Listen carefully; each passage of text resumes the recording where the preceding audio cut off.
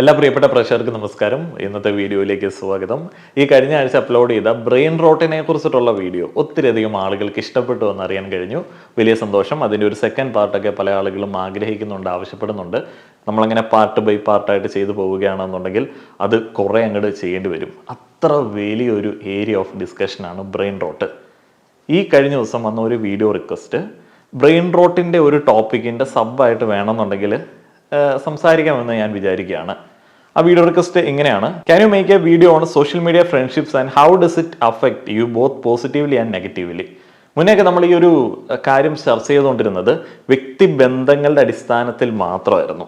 എന്നാൽ ഇന്ന് ഞാനത് ബ്രെയിൻ റോട്ടുമായിട്ട് കണക്ട് ചെയ്തിട്ട് സംസാരിക്കുകയാണ്. നമ്മൾ ബ്രെയിൻ റോട്ടിൽ എന്താണ് ചർച്ച ചെയ്തത്?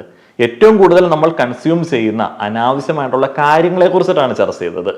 നിങ്ങളൊന്ന് ആലോചിച്ച് നോക്കുക, നിങ്ങളുടെ ഈ ഒരു പ്രായത്തിലും അല്ലെങ്കിൽ നിങ്ങളുടെ ഈ ഒരു ചുറ്റുപാടിലും നിങ്ങൾ ഏറ്റവും കൂടുതൽ സോഷ്യൽ മീഡിയയിൽ നിന്ന് കൺസ്യൂം ചെയ്യുന്നത് എന്താണ്? അത് മറ്റുള്ള ആളുകളുടെ റിലേഷൻഷിപ്സുമായി ബന്ധപ്പെട്ട കാര്യങ്ങളായിരിക്കും.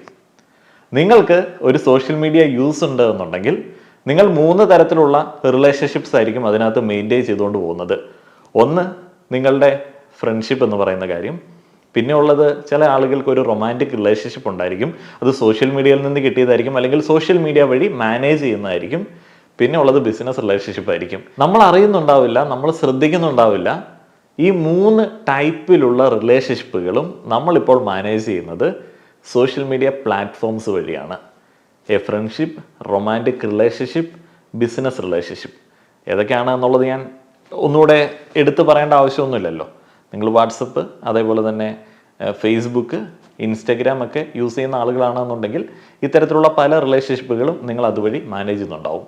ഇങ്ങനെ നിങ്ങൾ സോഷ്യൽ മീഡിയ വഴി റിലേഷൻഷിപ്പുകൾ മാനേജ് ചെയ്യുന്ന സമയത്ത് അത് ബ്രെയിൻ റോട്ടിന് കാരണമാവും. എങ്ങനെയാണെന്നല്ലേ? നിങ്ങൾ സദാസമയം ഈ റിലേഷൻഷിപ്പിലുള്ള വ്യക്തികളുമായിട്ട് കണക്റ്റഡ് ആണ്.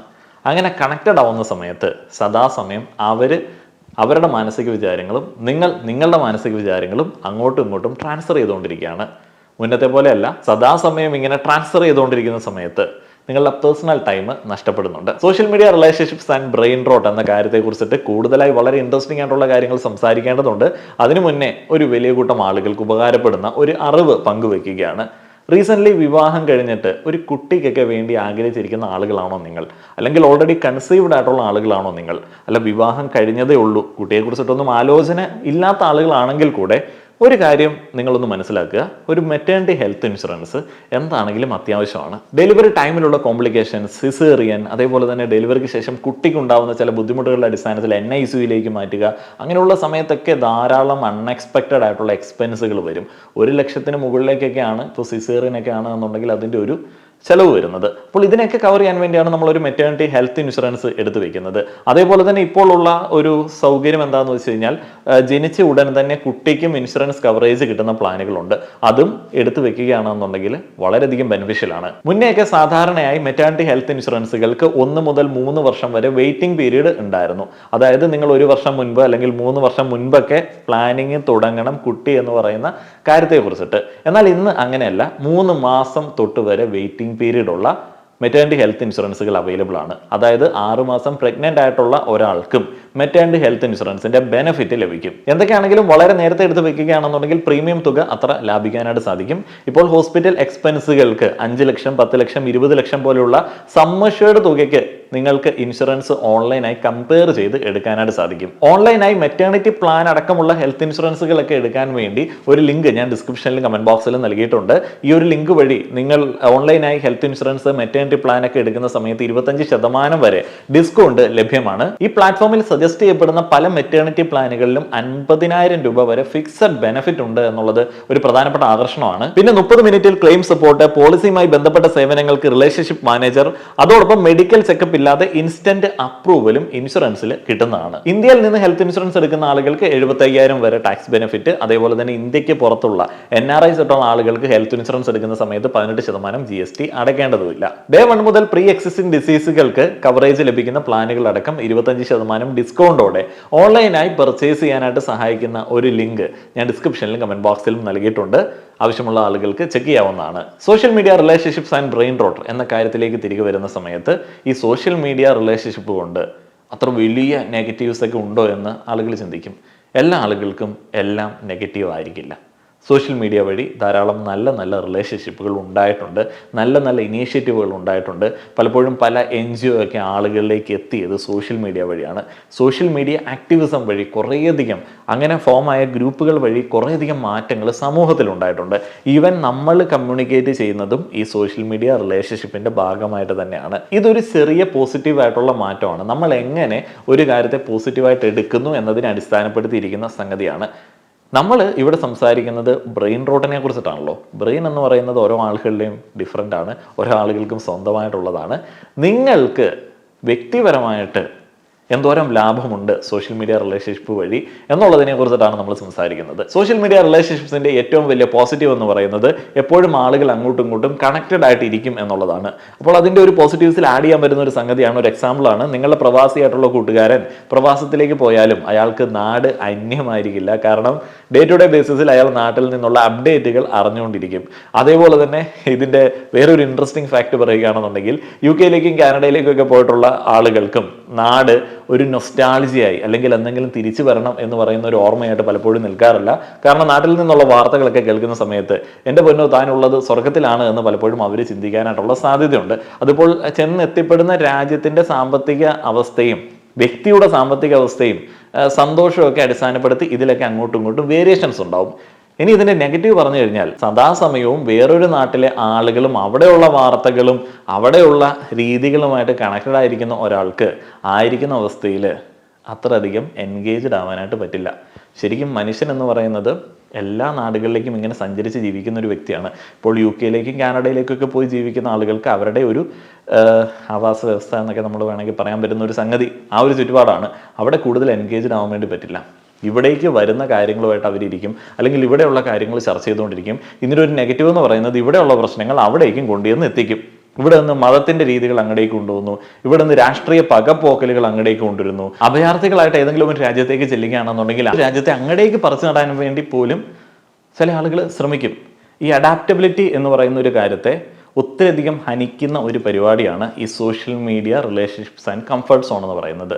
നാടിൻ്റെ ഓർമ്മകൾ, നാടിൻ്റെ രീതികൾ അത് പല ആളുകൾക്കും സോഷ്യൽ മീഡിയ വഴി മാറുന്നില്ല. ആ ഒരു കൾച്ചർ, നമ്മൾ എല്ലാ ആൾക്കാരും ഓരോ ജീവികളാണ്. നമ്മളായിരിക്കുന്ന ഒരവസ്ഥയിൽ അവിടുത്തെ രീതികൾ അഡാപ്റ്റ് ചെയ്ത് അവിടെ ജീവിക്കുക എന്നുള്ളതാണ്. ഇന്ത്യക്കാർ മാത്രമാണ് ഏറ്റവും കൂടുതൽ വീട്ടിലേക്ക് പോകാൻ വേണ്ടി ട്രാവൽ ചെയ്യുന്ന ആളുകൾ എന്ന് ഞാൻ അവിടെ വായിച്ചിട്ടുണ്ട്. ഒന്ന് ആലോചിച്ച് നോക്കാം, നമ്മുടെ നാട്ടിലുള്ള ആളുകൾ, കേരളത്തിലുള്ള ആളുകൾ, തിരുവനന്തപുരത്ത് ജീവിക്കുന്ന ആളുകൾ എറണാകുളത്തേക്ക് ജോലി ചെയ്തിട്ട് വൈകിട്ട് തിരിച്ച് തിരുവനന്തപുരത്തേക്ക് വരും. അവരുടെ ഫാമിലിയെ അവിടെ നിന്ന് പറിച്ച് എറണാകുളത്തേക്ക് മാറ്റി നടാനായിട്ട് പലപ്പോഴും അവർക്ക് പറ്റുന്നില്ല. ട്രാവൽ ചെയ്യാൻ വേണ്ടി തന്നെ ഒരു കൂട്ടം ആളുകൾ ജീവിക്കുകയാണ്. അഡാപ്റ്റ് ചെയ്യാനായിട്ട് പറ്റാത്തതുകൊണ്ടാണ്. ശരിക്കും പറഞ്ഞാൽ ഇവിടെ അച്ഛനും അമ്മയും ഉള്ളൂ, അവർക്ക് ഇവിടെ നിന്ന് റവന്യൂ സോഴ്സസ് ഒന്നുമില്ല. ഇവർക്ക് ഒരു ഫീലിംഗ് മാത്രമേ ഉള്ളൂ, ഒരു ഇമോഷണൽ കണക്ഷൻ മാത്രമേ ഉള്ളൂ തിരുവനന്തപുരത്തെ വീടെന്ന് പറയുന്നത്. ശരിക്കും ചെലവുകൾ കുറയ്ക്കാനായിട്ടും ഈ ബ്രെഡ് വിന്നറായിട്ട് അങ്ങോട്ടും ഇങ്ങോട്ടും ഓടുന്നവൻ്റെ കഷ്ടപ്പാട് കുറയ്ക്കാനായിട്ടും ഇങ്ങടേക്ക് ഷിഫ്റ്റ് ചെയ്യുകയാണ് വേണ്ടത്. ഇപ്പോൾ കുറേയൊക്കെ മാറ്റം വരുന്നുണ്ട്. അപ്പോൾ എപ്പോഴും ഈ സദാസമയം നമ്മുടെ ബാധ്യതകളും പ്രാരാബ്ദങ്ങളുമായിട്ട് കണക്റ്റഡ് ആവുന്നുണ്ട് സോഷ്യൽ മീഡിയ വഴി. അതേപോലെ തന്നെയുള്ളൊരു നെഗറ്റീവാണ് നമ്മളെ തുറന്ന് ചിന്തിക്കാനായിട്ടും ഇടപഴകാനായിട്ടും തടയുക എന്നുള്ളത്. മുന്നേക്ക് നമ്മൾ വലിയ സാധ്യതയായിട്ട് പറഞ്ഞിരുന്നു, നമുക്ക് ഇഷ്ടമുള്ള ആളുകളുമായിട്ട് സംബന്ധിക്കുക, നമ്മളുടെ ഹോബീസ് ആൻഡ് ഇൻട്രസ്റ്റ്, ചർച്ചകൾ ഷെയർ ചെയ്യുക. ഇപ്പം അങ്ങനെ ഷെയർ ചെയ്ത് ഇപ്പം എന്താണ് സംഭവിക്കുന്നത്? ആളുകളെല്ലാം ഗ്രൂപ്പുകളായി. സംഘികളുടെ ഒരു ഗ്രൂപ്പ്, നമ്മൾ പൊളിറ്റിക്കലായിട്ട് പറയുകയാണെന്നുണ്ടെങ്കിൽ സുഡാപ്പികളുടെ ഒരു ഗ്രൂപ്പ്, കൊങ്ങികളുടെ, കമ്മികളുടെയും ബാക്കി ആൾക്കാരുടെ ഒരു ഗ്രൂപ്പ്, ക്രിസ്ത്യാനികളുടെ, മുസ്ലിംസിൻ്റെ, ഡിങ്കന്മാരുടെ, യുക്തിവാദികളുടെ ഒരു ഗ്രൂപ്പ്, ലിബറൽസിൻ്റെയും ഫാർ ലെഫ്റ്റ് ലിബറൽസിൻ്റെയും ഒരു ഗ്രൂപ്പ്, ഇങ്ങനെ പല ഗ്രൂപ്പുകളായിട്ട് മാറി. ഈ ഒരു സംഗതിയും ഈ സോഷ്യൽ മീഡിയ റിലേഷൻഷിപ്പുകൾ വഴി ഉണ്ടായതാണ്. അതുകൊണ്ട് തന്നെ നമുക്ക് മറ്റൊരാളെ കേൾക്കേണ്ട ഒരു ആവശ്യമില്ല. നമ്മൾ നമ്മുടെ ഗ്രൂപ്പിൽ കംഫർട്ടബിൾ ആണ്. നമ്മൾ ഏതെങ്കിലും ഒരു സ്ഥലത്തേക്ക് ചെല്ലുന്ന സമയത്ത് അവിടെ നമുക്ക് അംഗീകരിക്കാൻ പറ്റാത്ത ഇഷ്ടംപോലെ കൾച്ചേഴ്സ് ഉണ്ടാവും, രീതികളുണ്ടാവും. നമ്മൾ അഡാപ്റ്റ് ചെയ്തിരുന്നു മുന്നേ. ഇപ്പം സൗദിയിലൊക്കെ പോയി വർക്ക് ചെയ്യുന്ന അന്യമതസ്ഥർക്കറിയാം ബാക്കിയുള്ള മതഗ്രന്ഥങ്ങളൊന്നും ഇപ്പോൾ എങ്ങനെയാണെന്ന് അറിയത്തില്ല, ഇപ്പോഴും അങ്ങനെ ആയിരിക്കും, അങ്ങടേക്ക് കൊണ്ടുപോകാൻ പറ്റത്തില്ല, ആരാധനകളൊന്നും നടത്താൻ പറ്റത്തില്ല. പക്ഷെ ഇവിടെ നിന്ന് ധാരാളം ക്രിസ്ത്യൻസും എല്ലാം അങ്ങടേക്ക് പോയിട്ടുണ്ട്. ഒളിച്ചും പാത്തും ഒക്കെ പ്രാർത്ഥിക്കും, അതിനകത്തൊരു ത്രില്ല് അവർക്ക് ഉണ്ടായിരിക്കും, അതെന്തെങ്കിലും ആയിക്കോട്ടെ. അപ്പോൾ അത് അന്ന് അഡാപ്റ്റ് ചെയ്തിരുന്നു. എന്നാൽ ഇന്ന് ഇങ്ങടേക്ക് വരുന്ന സമയത്ത്, കേരളത്തിലേക്ക് വരുന്ന സമയത്ത് ഒരു ഇടത്ത് അവർ കാലങ്ങളായിട്ട് അനുഷ്ഠിച്ചിരുന്ന ഒരു ആചാരമുണ്ട്. അപ്പോൾ അതിനടുത്ത് ഞങ്ങളുടേത് ആചരിക്കണം എന്നൊരു ആഗ്രഹം ഒരാൾ പ്രകടിപ്പിക്കുന്ന സമയത്ത് മൊത്തം സോഷ്യൽ മീഡിയയിലുള്ള ഗ്രൂപ്പെല്ലാം കൂടെ അളകുന്നു, അവിടെ പിടിച്ചടക്കാനായിട്ട് ശ്രമിക്കുന്നു. അപ്പോൾ ഒരു ഭീതി ഉണ്ടാവുന്നു. അപ്പോൾ അങ്ങനെയുള്ള സംഭവങ്ങൾ, ഇത്തരത്തിലുള്ള കോൺഫ്ലിക്റ്റുകൾ നമ്മൾ അനാവശ്യമായിട്ട് എടുത്ത് തലയിൽ കയറ്റുന്നുണ്ട്. നമ്മളുടെ നാട്, നമ്മളുടെ വീട്, ചുറ്റുപാട്, ഫാമിലി വാട്സാപ്പ് ഗ്രൂപ്പ്, നാടിൻ്റെ വാട്സാപ്പ് ഗ്രൂപ്പ്, നമ്മുടെ സ്കൂളിൻ്റെ വാട്സാപ്പ് ഗ്രൂപ്പ്, ഇങ്ങനെ 100,000 വാട്സാപ്പ് ഗ്രൂപ്പും 100,000 ആളുകളും അവരുടെ ഇൻഫർമേഷനും നമ്മൾ എടുക്കുന്നുണ്ട്. ശരിക്കും നമ്മളായിരിക്കുന്ന ഒരവസ്ഥയിൽ നമ്മളെ എൻഗേജ് ചെയ്യാനായിട്ട് വിടാത്ത ചില സംഗതികളാണിത്. ഇതിനകത്ത് പോസിറ്റീവും ഉണ്ട്, ഏറ്റവും കൂടുതൽ നെഗറ്റീവും ഉണ്ട്. നമ്മൾ എവിടെ നിന്നാണോ വരുന്നത് അവിടെ പിടിച്ച് തളച്ചിടുക. ഇനി നമുക്ക് പതുക്കെ വ്യക്തികളുടെ ബന്ധങ്ങളിലേക്ക് വരാം. Emotional bonds. സോഷ്യൽ മീഡിയയിൽ പെട്ടെന്ന് ആളുകൾ ഇമോഷണലി അറ്റാച്ച്ഡ് ആവും. എങ്ങനെയാണ് ഇമോഷണലി അറ്റാച്ച്ഡ് ആവുന്നത്? വേറൊരാളുടെ ഇൻഫർമേഷൻ അയാൾ കൂടുതലായിട്ട് നമ്മളോട് ഷെയർ ചെയ്യുന്ന സമയത്ത് നമ്മൾ വിചാരിക്കും നമുക്ക് അയാളിൽ ഒരു സ്ഥാനമുണ്ട്. കണ്ടിട്ടില്ലേ സോഷ്യൽ മീഡിയ ഇൻഫ്ലുവൻസേഴ്സ് ഒക്കെ വഴിയിലൊക്കെ ഇറങ്ങുന്ന സമയത്ത് മറ്റേ മഞ്ഞ ചാനലുകളുടെ ക്യാമറകൾ ഒരു മടിയില്ലാതെ അവരെ ഫോളോ ചെയ്യുന്നതും അവരുടെ പ്രൈവസിയിലേക്ക് കടന്നു കയറുന്നതും, സെലിബ്രിറ്റീസിൻ്റെയൊക്കെ പ്രൈവസിയിലേക്ക് അവരങ്ങനെ ഇടിച്ചു കയറാറുണ്ട്. അതേപോലെ തന്നെ ബ്രോ, അതേപോലെ തന്നെ അണ്ണ, ഏട്ടാ എന്നൊക്കെ പറഞ്ഞ് ഓടിപ്പോയി കെട്ടിപ്പിടിക്കുന്നതും പരിപാടിയൊക്കെ. നമ്മൾ സാധാരണ വഴിയിലുള്ള ആൾക്കാരെ അങ്ങനെ പോയി കെട്ടിപ്പിടിക്കുമോ? ഇല്ല. നമ്മൾ ബ്രോ എന്ന് പോലും വിളിക്കില്ല. ചിലപ്പോൾ നമ്മൾ എന്തെങ്കിലും ഒരു കാര്യം ചോദിക്കാൻ വേണ്ടിയായിരിക്കും നമ്മൾ വിളിക്കുന്നത്. പക്ഷേ സോഷ്യൽ മീഡിയ സെലിബ്രിറ്റീസിനെ കാണുന്ന സമയത്ത് ആ ഒരു ഡിസ്റ്റൻസ് ഇല്ലാതെ പെരുമാറാൻ ആളുകൾക്ക് പറ്റുന്ന എന്തുകൊണ്ടാണ്? ഇമോഷണലി കുറച്ചൊക്കെ അറ്റാച്ച്ഡ് ആണ്. പറയുമ്പോൾ ആളുകൾക്ക് തോന്നുമേ അങ്ങനെയൊക്കെ ഉണ്ടോ? ഇല്ല, അങ്ങനെയുണ്ട്. അപ്പോൾ അവിടെ ഒരു ബൗണ്ടറി പോകുന്നുണ്ട്. അതേപോലെ നമ്മുടെയൊക്കെ ഫീഡുകളിലേക്ക്, നമ്മളുടെയൊക്കെ ഫ്രണ്ട് ലിസ്റ്റിലേക്ക്, ഇൻബോക്സിലേക്ക് വന്നിരിക്കുന്ന കുറേ ആളുകളുണ്ടായിരിക്കും. അവരുടെ ഒന്നും ഫോൺ നമ്പർ പോലും നമുക്ക് അറിയത്തുണ്ടാവില്ല. അവരുടെ ഒന്നും പ്രൊഫൈൽ പിക്ചർ പോലും നമ്മൾ ക്ലിയർ ആയിട്ട് കണ്ടിട്ടുണ്ടാവില്ല. നമ്മൾ അവരുടെ ഒരു സ്ഥലം പോലും അറിയത്തുണ്ടാവില്ല. ഈ പ്ലാറ്റ്ഫോമിൽ നിന്ന് നമ്മൾ അവരെ റിമൂവ് ചെയ്യുകയോ അവർ നമ്മളെ റിമൂവ് ചെയ്യുകയോ അല്ലെങ്കിൽ ഇമെയിൽ ഐ ഡി പോവുകയോ ചെയ്തു കഴിഞ്ഞാൽ നമ്മളുടെ ആ ഒരു ബന്ധം അതോടെ അവസാനിക്കും. സൂപ്പർഫിഷ്യലായിട്ടുള്ള കണക്ഷൻസ് ധാരാളമായിട്ട് ഉണ്ടാവുന്നുണ്ട്. ഇതിനിടയിൽ റിലേഷൻഷിപ്പുകൾ, റൊമാൻറ്റിക് റിലേഷൻഷിപ്പുകൾ ഉണ്ടാവുന്നുണ്ട്. സോഷ്യൽ മീഡിയ പ്ലാറ്റ്ഫോം അല്ലെങ്കിൽ ഇതുപോലെ ആളുകളെ കണക്ട് ചെയ്യിപ്പിക്കുന്ന പ്ലാറ്റ്ഫോംസ് ഒരു ഡേറ്റിങ്ങിന് വേണ്ടിയൊക്കെ ഉള്ള സാധ്യത തുറന്നിടുന്നതായിട്ട് പല ആളുകളും പറയാറുണ്ട്. ഇപ്പോൾ ഡേറ്റിംഗ് ആപ്പുകളിൽ കൂടെ കണ്ടുമുട്ടുന്ന ആളുകൾ പിന്നീട് സോഷ്യൽ മീഡിയ വഴി സംസാരിക്കാറുണ്ട്. അതേപോലെ തന്നെ മാട്രിമോണിയൽ സൈറ്റുകൾ വഴി കണ്ടുമുട്ടുന്ന ആളുകൾ പിന്നീട് സോഷ്യൽ മീഡിയ വഴി അവരുടെ റിലേഷൻഷിപ്പ് മുന്നോട്ടേക്ക് കൊണ്ടുപോയിട്ട് അങ്ങോട്ടും ഇങ്ങോട്ടും പരസ്പരം മനസ്സിലാക്കാറുണ്ട്. ഇങ്ങനെയുള്ള കുറേയധികം കാര്യങ്ങളുണ്ട്. ഇതിൽ കൂടുതൽ ശതമാനവും സൂപ്പർഫിഷ്യൽ റിലേഷൻഷിപ്പുകൾ ആയിരിക്കും എന്നുള്ളതാണ്. അതേപോലെ സോഷ്യൽ മീഡിയ ഇൻബോക്സിൽ, അതേപോലെ തന്നെ ചാറ്റ് ബോക്സ്, ഫീഡിൽ എല്ലാ ആൾക്കാരും ഒരുപോലെയാണ്. എന്തൊക്കെ വ്യത്യസ്തതകൾ അവകാശപ്പെട്ടെന്ന് പറഞ്ഞാലും എല്ലാ ആൾക്കാരും ഒരുപോലെയാണ്. ചില എഴുത്തുകളൊക്കെ ആളുകൾ എഴുതിയിടുന്ന സമയത്ത് വ്യത്യസ്തത അവകാശപ്പെടാമെന്നുണ്ടെങ്കിലും എല്ലാ ആൾക്കാരും ഒരുപോലെയാണ്. ചാറ്റ് ചെയ്യുന്ന സമയത്തും എല്ലാ ആൾക്കാരും ഒരുപോലെയാണ്. ഒരു 90% ആളുകളുടെയും പേഴ്സണാലിറ്റി ട്രേറ്റ് പോലും നമുക്ക് മനസ്സിലാക്കാനായിട്ട് സാധിക്കത്തില്ല. അവരെങ്ങനെയാണ് സമൂഹത്തിൽ ഇടപെടുന്നത്, അവരെങ്ങനെയാണ് ഒരു റിയൽ ലൈഫിൽ കാര്യങ്ങൾ നോക്കിക്കാണുന്നത് എന്നൊന്നും നമുക്ക് മനസ്സിലാക്കാനായിട്ട് സാധിക്കത്തില്ല. നമ്മൾ എപ്പോഴും അങ്ങോട്ടും ഇങ്ങോട്ടും സംസാരിക്കുന്ന സമയത്ത് തുറന്ന് സംസാരിക്കും. ഈ തുറന്ന് ഉള്ള സംസാരം ഇത്തരത്തിലുള്ള ഈ മീഡിയം വഴിയുള്ള നമ്മുടെ പേഴ്സണൽ ലൈഫ് ഷെയറിംഗ് എല്ലാം ഒരു സൂപ്പർഫിഷ്യൽ കണക്ഷൻ ഉണ്ടാക്കും. ഈ സൂപ്പർഫിഷ്യൽ കണക്ഷൻസിൽ ചില ആളുകൾ വളരെ സീരിയസ് ആയിട്ട് അതെടുക്കും, ചില ആളുകൾ സീരിയസ് ആയിട്ട് എടുക്കില്ല. സോഷ്യൽ മീഡിയയിൽ ഈവൻ ഞാൻ പോലും ഇവിടെ നിങ്ങളോട് സംസാരിക്കുന്ന രീതിയിലല്ല പുറത്ത് സംസാരിക്കുന്നത്. ഇതെൻ്റെ സോഷ്യൽ മീഡിയ പേഴ്സണാലിറ്റിയാണ്. എല്ലാ ആളുകൾക്കും ഓരോ സോഷ്യൽ മീഡിയ പേഴ്സണാലിറ്റി ഉണ്ട്. ഇത് ഒന്നും ഒരു കാലത്തൊന്നും ആൾക്കാർ മനസ്സിലാക്കിയിട്ടുണ്ടായിരുന്നില്ല.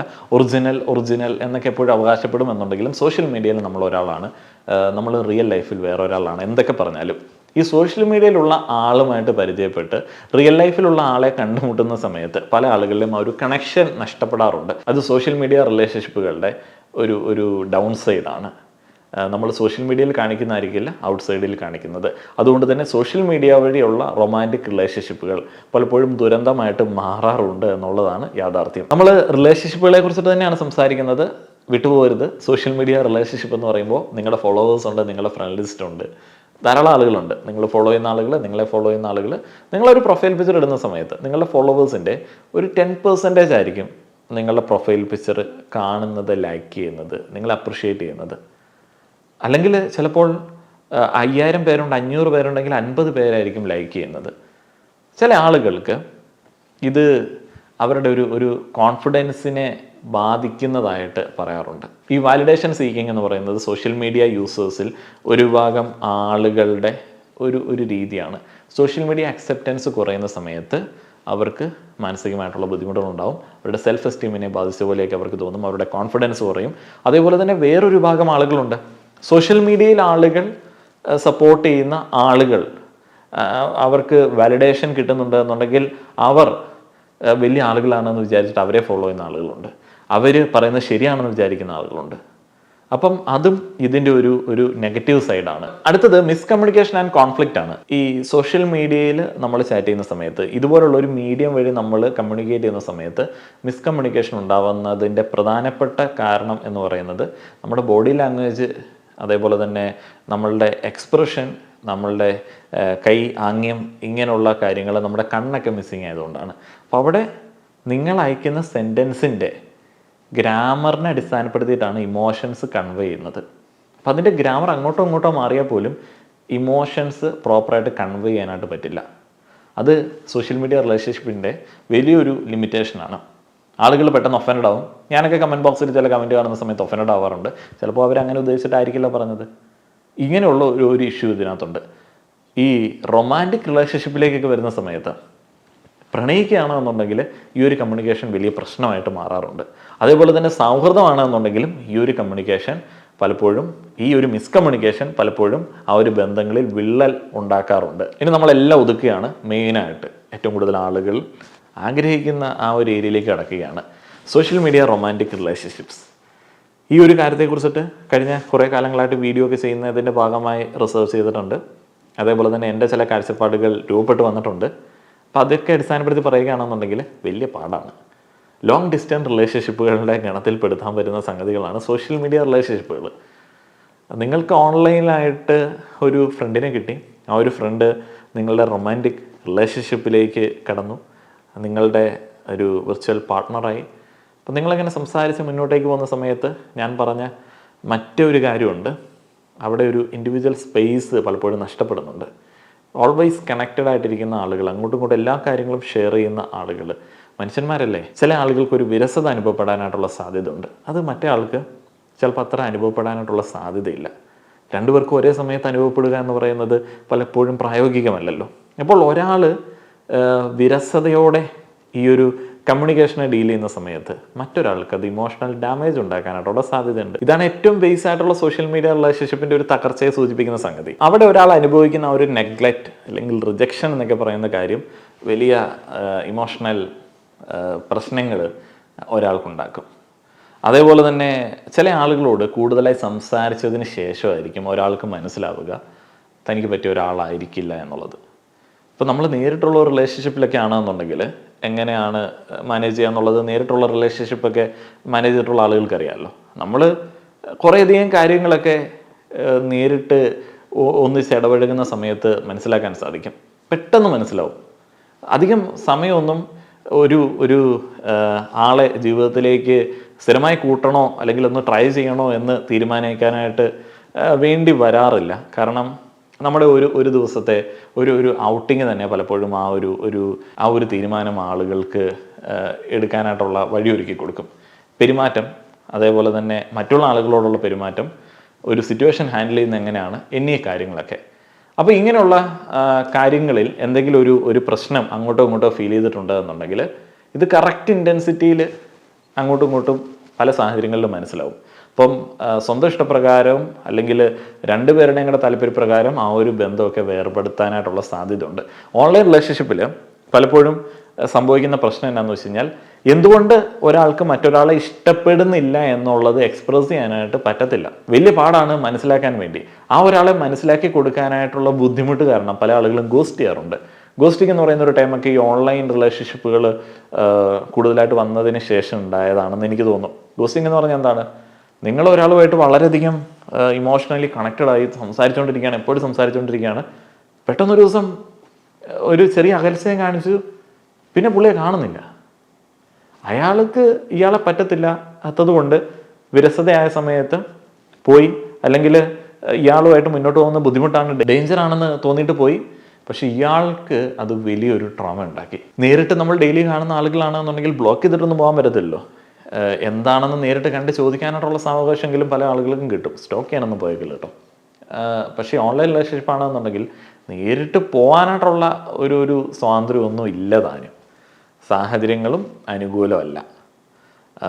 അത്ര ഒരു എന്താ പറയുന്നത്, ഒരു അക്സെപ്റ്റൻസ് നമ്മൾ അങ്ങനെ പോയി ചോദിച്ചു കഴിഞ്ഞാൽ കിട്ടുമോ എന്നുള്ളതും അറിയില്ല. വലിച്ചെറിയപ്പെട്ട പോലെയുള്ള ഫീലിംഗ് ഒക്കെ അനുഭവിച്ച ആളുകൾ പറയാറുണ്ട്. സോഷ്യൽ മീഡിയ ഏറ്റവും കൂടുതൽ യൂസ് ചെയ്യുന്ന ആളുകളായിരിക്കുമല്ലോ സോഷ്യൽ മീഡിയ റിലേഷൻഷിപ്സിലൊക്കെ പലപ്പോഴും റൊമാൻസ് കണ്ടെത്തുന്ന ആളുകൾ.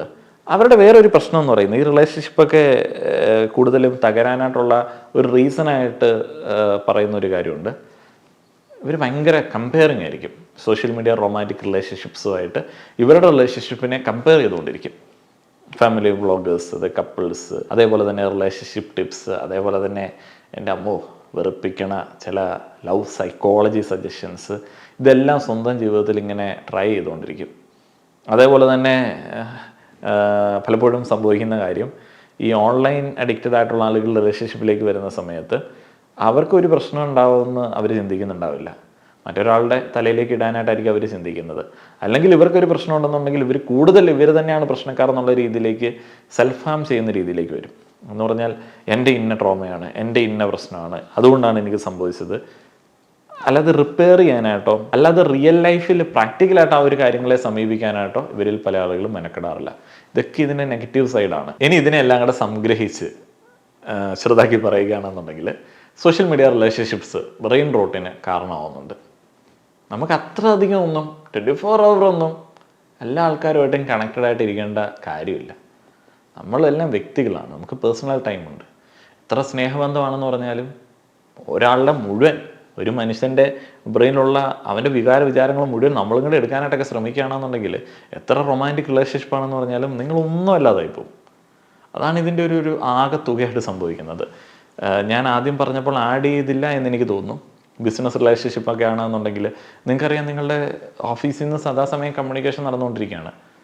ഓഫീസിലെ ആളുകളാണ് നിങ്ങൾ ഏറ്റവും കൂടുതൽ സമയം സ്പെൻഡ് ചെയ്യുന്ന ഒരിടമാണ് എന്നും പറഞ്ഞിട്ട് നിങ്ങളുടെ പേഴ്സണൽ ടൈമിലേക്ക് അവർ വരികയാണെന്നുണ്ടെങ്കിലോ, ഓഫീസ് വാട്സപ്പ് ഗ്രൂപ്പ് അതൊരു റിലേഷൻഷിപ്പാണ്, ഫ്രണ്ട്സിൻ്റെ ഗ്രൂപ്പുകൾ. അപ്പം ഇത് എല്ലാം സദാസമയവും നമ്മളുമായിട്ട് കണക്റ്റഡ് ആയിട്ടിരിക്കുന്ന സമയത്ത്, എപ്പോഴും എന്തെങ്കിലും നോട്ടിഫിക്കേഷൻസ് വന്നുകൊണ്ടിരിക്കുന്ന സമയത്ത് അത് സ്വാഭാവികമായിട്ടും നമ്മളുടെ ക്വാളിറ്റി പേഴ്സണൽ ടൈം എന്ന് പറയുന്ന ഒരു കാര്യത്തെ ബാധിക്കുന്നതാണ്. അപ്പോൾ ഈ ഒരു കാര്യത്തെക്കുറിച്ചിട്ട് കൂടുതലായി നിങ്ങൾക്ക് ഐഡിയ കിട്ടിയെന്ന് ഞാൻ വിചാരിക്കുന്നു. സോഷ്യൽ മീഡിയ റൊമാൻറ്റിക് റിലേഷൻഷിപ്പ് എന്ന് പറഞ്ഞ് സെപ്പറേറ്റ് ആയിട്ടൊന്നും പറയാൻ പറ്റാത്തത് കൊണ്ടാണ് ഞാൻ അതിനെക്കുറിച്ചിട്ട് അങ്ങനെ ഡീറ്റെയിൽ ആയിട്ട് പറയാത്തത്. കാരണം സോഷ്യൽ മീഡിയ റിലേഷൻഷിപ്സ് എല്ലാം പലപ്പോഴും സൂപ്പർഫിഷ്യലായിട്ട് മാറാറുണ്ട്. അതിന് കുറേയധികം നെഗറ്റീവ് സൈഡുകളുണ്ട്. അപ്പോൾ അതിനെക്കുറിച്ചിട്ട് മറ്റൊരു വീഡിയോയിൽ കുറച്ചും കൂടെ ക്ലിയർ ആക്കി സംസാരിക്കാമെന്ന് വിചാരിക്കുകയാണ്. ഏതായാലും വീഡിയോയുടെ തുടക്കത്തിൽ ഞാൻ പറഞ്ഞ മെറ്റേണിറ്റി ഹെൽത്ത് ഇൻഷുറൻസ് താല്പര്യമുള്ള ആളുകൾക്ക് ഡിസ്ക്രിപ്ഷനിലെയും കമൻറ്റ് ബോക്സിലെയും ലിങ്ക് ഉപയോഗിച്ച് ചെക്ക് ചെയ്യാവുന്നതാണ്. 51-ലധികം കമ്പനികളുടെ ഇൻഷുറൻസ് പ്ലാനുകളിൽ നിന്ന് നിങ്ങൾക്ക് ആവശ്യമായ ഇൻഷുറൻസ് കമ്പയർ ചെയ്ത് 25% വരെ ഡിസ്കൗണ്ടോടെ ഓൺലൈനായിട്ട് എടുക്കാൻ വേണ്ടി ആ ഒരു ലിങ്ക് ഉപയോഗിക്കുക. വീഡിയോ കണ്ട നിങ്ങളുടെ അഭിപ്രായങ്ങൾ പറയുക. അതേപോലെ തന്നെ നിങ്ങൾക്ക് ഇഷ്ടപ്പെടുകയാണെന്നുണ്ടെങ്കിൽ മറ്റുള്ള ആളുകളിലേക്ക് പങ്കുവയ്ക്കുക. നന്ദി.